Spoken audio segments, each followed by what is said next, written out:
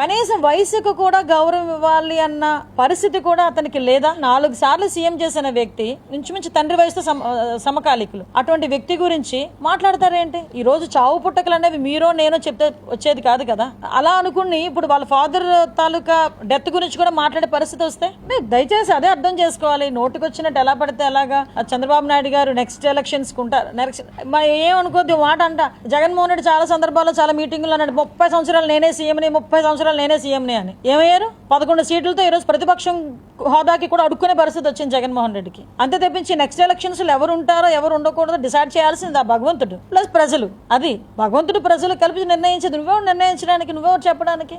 ఈ రోజు కృష్ణారామ అనుకునే వయసులో మాట్లాడుతున్నాడు. ఈ రోజు బయటికి రమ్మడబ్బా, ఒకసారి బయటకు వచ్చి జనాలను చూడండి. ఎప్పుడు చూడు పరదాల మాటలన అలా ఉండిపోవడం కాదు కదా. ఈ రోజు బయటకు వచ్చి 24 గంటల్లో సుమారుగా 18 గంటలు అల్లు పెరగకుండా ఈ రాష్ట్రం గురించి కష్టపడతా ఉంటే అటువంటి వ్యక్తిని చూసి చాలా మంది మేము నేర్చుకుంటున్నామని ప్రపంచ దేశాల్లో ఉన్న రాజకీయ నాయకులందరూ మాట్లాడుతూ ఉంటే నీ పక్కన ఉండి కనీసం దాన్ని నేర్చుకోకపోవడం పక్కన పెడితే అతని గురించి ఇంత నీచంగా మాట్లాడుతున్నావే జగన్మోహన్ రెడ్డి, ఇంకా బుద్ధి రాలేదా? నేను ఎందుకు ఈ మాట మాట్లాడుతున్నానంటే నువ్వు అధికారంలో ఉన్నప్పుడు ఏది టచ్ చేయకూడదు అదే టచ్ చేసావు. చంద్రబాబు నాయుడు గారిని టచ్ చేయకూడదు, ఆ రోజు టచ్ చేసావు, 11 వేట్లకు దిగిపోయావు.